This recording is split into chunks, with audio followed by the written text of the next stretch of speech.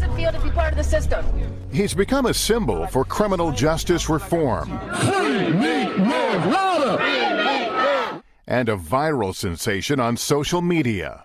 Meek Mill, a jailed rap star who has attracted the support of some of the biggest names in entertainment and sports.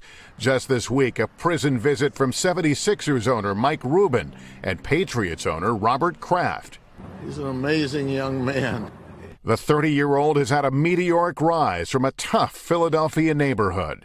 Walking through the neighborhood, there's bullet holes in the windows, bullet holes in cars when you walk into school. See my dreams unfold, nightmares come true. His troubles began in 2007 when he was 19, convicted on gun possession and drug charges.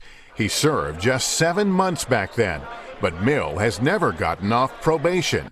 And even though he hasn't been convicted of another crime, he's back in prison. I spoke to him by telephone yesterday.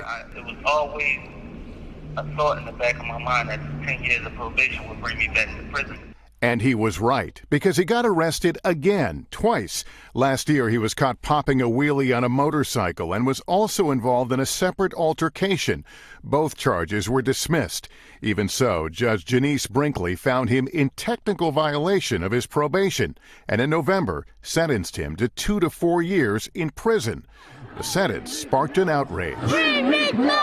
JayZ penned an op-ed in the New York Times saying, "What's happening to Meek Mill is just one example of how our criminal justice system entraps and harasses hundreds of thousands of black people every day." Philadelphia's brand new DA ran as a criminal justice reformer and agrees the system needs fixing. Across the board, African Americans are ending up with worse sentences over and over than white people, even if you control for the type of offense. DA Krasner does not oppose Mill's release, nor does his probation officer, not even the governor. But the judge hasn't budged. People are having trouble understanding why he's still behind bars. Well, we each have a lane. The judge has a lane, and the prosecutor has a lane. The governor has a lane. They are different lanes, and they have independent powers. Now, Meek Mill has new hope. His original conviction could get overturned. It turns out the arresting officer's name was on a recently released list of cops that prosecutors deemed too unreliable to testify. We now have information that was not available to the judge at the beginning, and that is in no way her fault, indicating that there are questions about the integrity of the conviction, and those questions are substantial. What is next for you when you get out of prison?